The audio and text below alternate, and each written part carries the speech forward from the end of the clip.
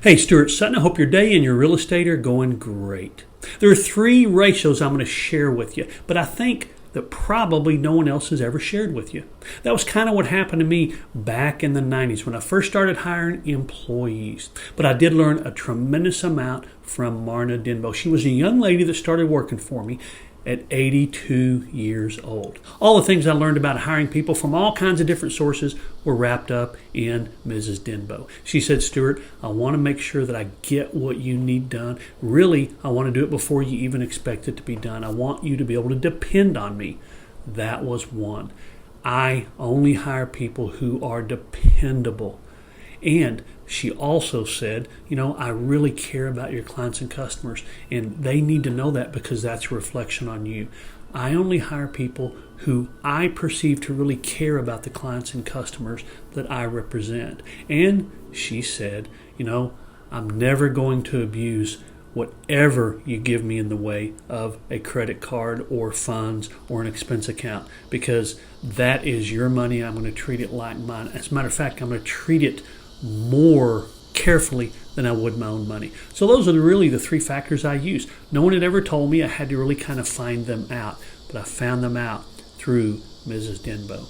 I'm going to share with you the three ratios that probably no agents have ever told you. If you're buying a home, you want to know these ratios. Let me show you what I mean.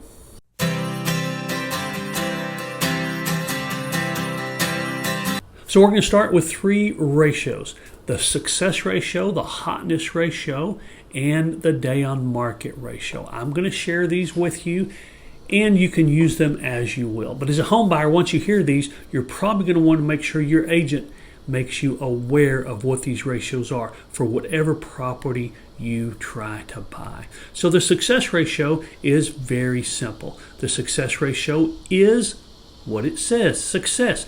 If a certain number of homes are placed in the market, what percentage of them go successfully to closing?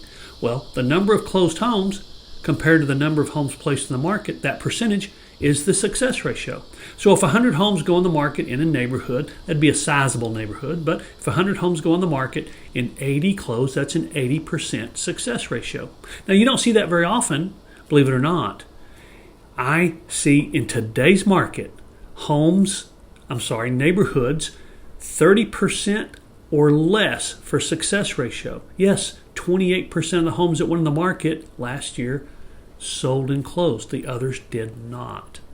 And it can go up to 70% in this particular market. Now, would you rather buy a home in a neighborhood that has a 30% success ratio or a 60% success ratio? You have twice as much chance to sell your home when you get ready to do that.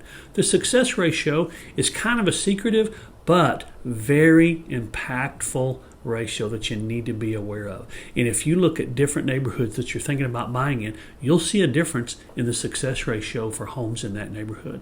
The next one is the hotness ratio. This is kind of the most current picture of that particular market. It compares the number of homes that are pending to the number of homes that are actively for sale.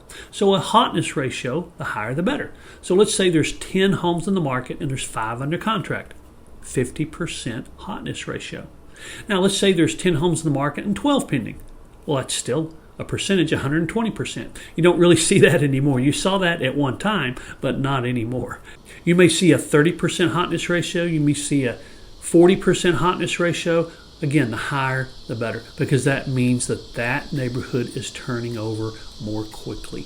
So the hotness ratio gives you a great current picture of what's going on in that market. And that'll give you an idea of how you might want to handle your offer. In other words, if you're looking at a very hot neighborhood, you as a buyer may not have quite as much negotiating power than if you're looking at one that has a little bit lower hotness ratio. And of course, the individual home is something you'll want to pay attention to. How long has it been on the market, etc.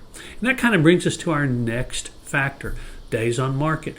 What is not just the days on market for that house you're looking at, but for the area.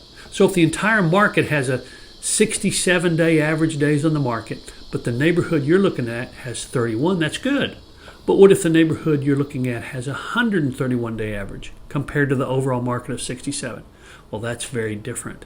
There may be some factors that contribute to that, but You want to be aware of how that neighborhood stacks up to other neighborhoods.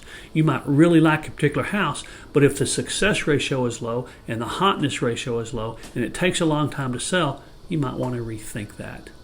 And one more bonus ratio I'm going to give you is how many homes sell in less than 30 days. So if 100 homes were in the market last year and we know that 60 of them sold, how many of them sold in 30 days or less? Let's say that 20 of them did.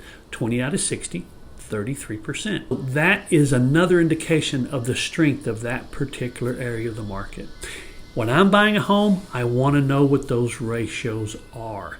And if you're buying a home, you should probably know what those ratios are as well. If you're absolutely in love with a home and it's the perfect one for you, maybe the success ratio and the hotness ratio and the days on market ratio don't really matter as much to you. But if it's kind of even between a couple of houses, you might want to look at those ratios to help break that tie. These can be very powerful in your decision-making process. I did put another video up here for you. I'm adding this one again. If you haven't seen it, you should. It's the absolute most important rule when it comes to your roof and insurance companies. Watch this. If you like what you're seeing, press that like button. If you want to see more, go ahead and subscribe. Look forward to seeing you in the next video, and remember, it's your choice, so make it a powerful day.